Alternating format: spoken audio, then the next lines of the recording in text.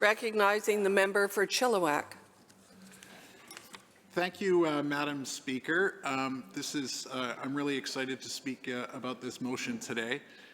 It's like opposites day in the legislature today. I think outside the chamber, cats must be chasing dogs.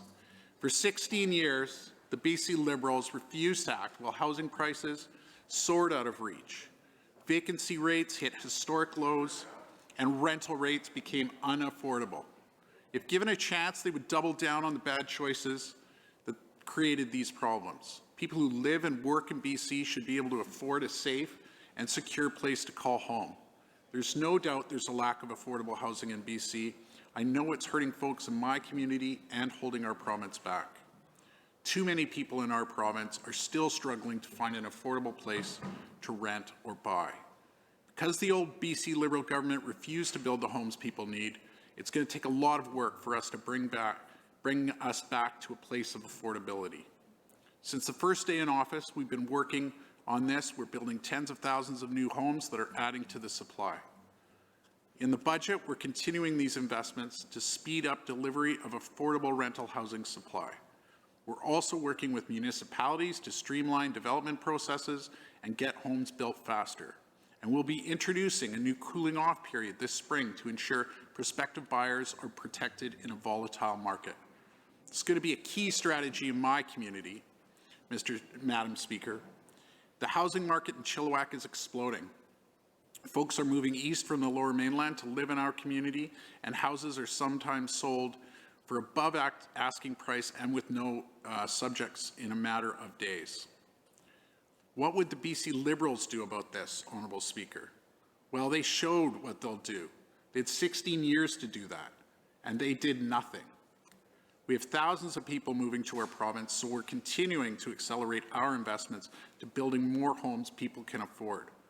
We're implementing an ambitious 30-point housing plan to tackle the housing crisis and make the largest investment in housing affordability in BC history, more than $7 billion over 10 years to build 114,000 affordable homes so that all British Columbians can find an affordable place to live. We're also funding supportive housing units for people experiencing or at risk of homelessness. Several have been built in my community, Madam Speaker, and they've made all the difference. BC Housing is currently working on another that will include wraparound services for those that need it most. We worked with City Council on expediting the zoning changes necessary, and they were happy to do so, seeing that a real need was being met. Another thing we did to control the cost of housing is that we introduced the speculation and vacancy tax to target foreign and domestic speculators who own homes in BC but do not pay tax here. Homes are for people to live in, not for folks to use as a casino. I know the BC Liberals know all about casinos. I know that they barely have any ideas, but I've clearly heard one idea, Madam Speaker. The Falcon Liberals would get rid of the speculation tax. They'd axe a tax that has put 18,000 rental units onto the market. They'd make life more affordable. And who does this help? Not working people. It helps folks who own 2, 3, or even more houses and leave them vacant. They really don't care about affordability in the housing market, Madam Speaker. They care about scoring cheap political points in the hopes that they can be on this side in the next election, so that they can give tax breaks and other giveaways to their wealthy and well-connected friends. They sold off affordable housing to rich developers with sweetheart deals. We only need to look as far as Little Mountain to see how much they care about people. To tackle housing affordability, we're also increasing the foreign buyers tax to 20% and expanding it to other urban areas.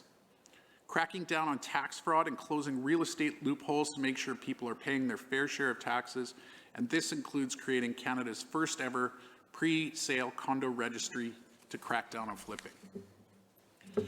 We're taking action to end hidden ownership by requiring more information on beneficial owners and proposing legislation to establish a publicly accessible registry of beneficial ownership. We're also launching a public inquiry on laundering money in BC after 3 independent reviews revealed that each year billions of dollars are laundered through our real estate market and other sectors of the economy, making housing less affordable.